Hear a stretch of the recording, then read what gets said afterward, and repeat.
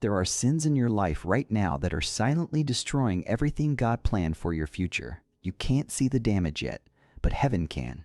And if you don't stop them today, you will look back and realize you destroyed your own destiny with your own hands. This isn't about guilt. This is about truth. Because the enemy's greatest weapon is not temptation, it's deception. He doesn't need you to commit big, obvious sins. He just needs you to commit small ones consistently until they pile up and quietly collapse the foundation God was building under your feet.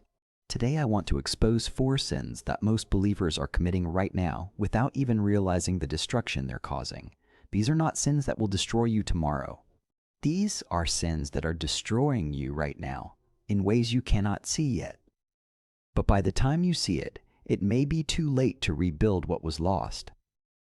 If you believe truth like this saves lives, like this video right now, subscribe if you're serious about protecting your future and walking in what God has for you. Drop your city in the comments. Let's see where God's people are waking up across the earth. Now listen carefully. The first sin that is destroying your future is unforgiveness. You are holding on to bitterness and calling it boundaries. You are holding on to resentment and calling it protecting yourself. But God calls it sin, and it is blocking everything He wants to release into your life.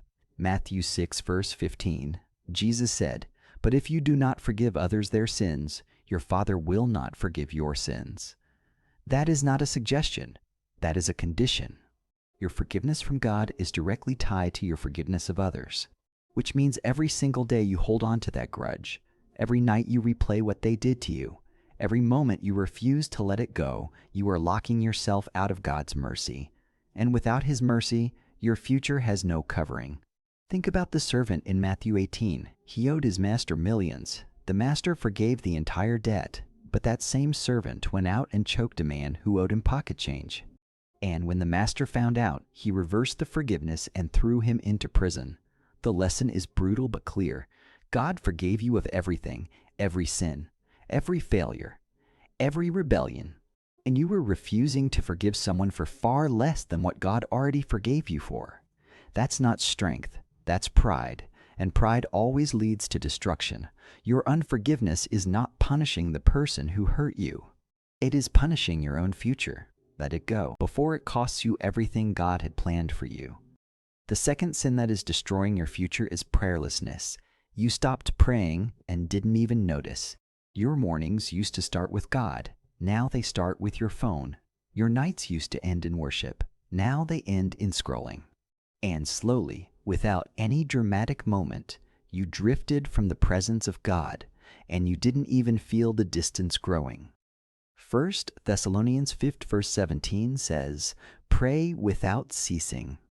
That's not a recommendation. That's a lifeline. Because prayer is not just talking to God. Prayer is the place where God reveals direction, releases protection, and opens doors for your future. When you stop praying, you don't just lose communication with heaven. You lose navigation. You start making decisions blind. You start walking into traps you would have seen coming if you had been on your knees. Think about Jesus in the Garden of Gethsemane. The night before the cross, the most critical moment in human history, what did Jesus do? He prayed. He didn't strategize. He didn't call a meeting. He fell on his face and talked to his Father. And what did he tell his disciples? Matthew 26, verse 41. Watch and pray so that you will not fall into temptation. The spirit is willing, but the flesh is weak. He warned them. Pray, or you will fall. And what happened? They slept instead of praying. And hours later, every single one of them abandoned him. Their prayerlessness led to their collapse. And yours will too, if you don't return to your knees. The third sin that is destroying your future is compromise. Not big, dramatic sin. Small, daily compromise. The kind no one else can see. The kind you justify because it doesn't look that bad. The show you know you shouldn't watch, but you watch anyway. The conversation you know dishonors God, but you stay in it anyway. The habits you know grieve the Holy Spirit, but you've made peace with them. You tell yourself it's not a big deal, But every compromise is a crack in your foundation, and enough cracks will bring down the entire building. Galatians 6 verse 7. Do not be deceived. God cannot be mocked. A man reaps what he sows. You are sowing compromise right now, and the harvest is coming. It might not come today. It might not come this month, but it is coming. And when it arrives, you won't be able to trace it back to one big moment. You'll trace it back to 100 small ones where you chose comfort over obedience. Think about Solomon, the wisest man who ever lived. God gave him everything: wisdom, wealth, power, peace.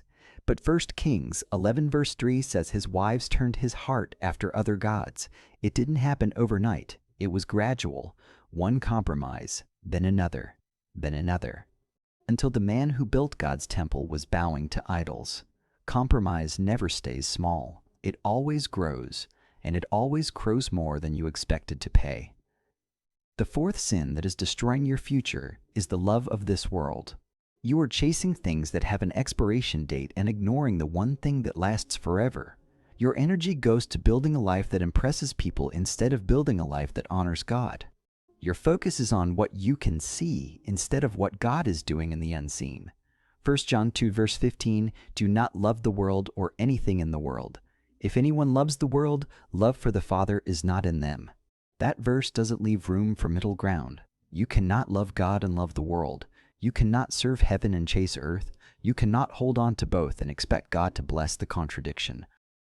Think about Lot's wife. She was literally being rescued from destruction. Angels were pulling her family out of Sodom. God himself was saving her life. But Genesis 19 verse 26 says she looked back. She turned around. Her heart was still attached to what God was destroying, and she became a pillar of salt. Jesus referenced her in Luke 17 verse 32. Just 3 words, remember Lot's wife. Why? Because she is the warning for every believer who is walking with God physically but looking back at the world with their heart. Your body is in church, but your heart is in the world. Your mouth says Jesus, but your life says otherwise. And God sees the contradiction, and he will not build your future on a divided heart. Let me bring this together. Unforgiveness, blocking God's mercy over your life. Prayerlessness, cutting off your communication with heaven. Compromise, cracking the foundation God is building. Love of the world, dividing your heart and disqualifying your future. These 4 sins don't look dangerous on the surface. That's what makes them deadly. They work in silence. They destroy in secret. And by the time you feel the damage, years of destiny have already been lost. But here's the hope. 2 Chronicles 7 verse 14. If my people, who are called by my name, will humble themselves and pray and seek my face and turn from their wicked ways, then I will hear from heaven, and I will forgive their sin and will heal their land. God is not done with you, but you need to act now, not tomorrow, not next week, now. Repent, return, release the bitterness, get back on your knees, cut the compromise, let go of the world. If this message hit your spirit, seal it in the comments. Write, Lord, I repent. Protect my future. Share this with someone who needs to hear this before these sins cost them everything. May God protect your future.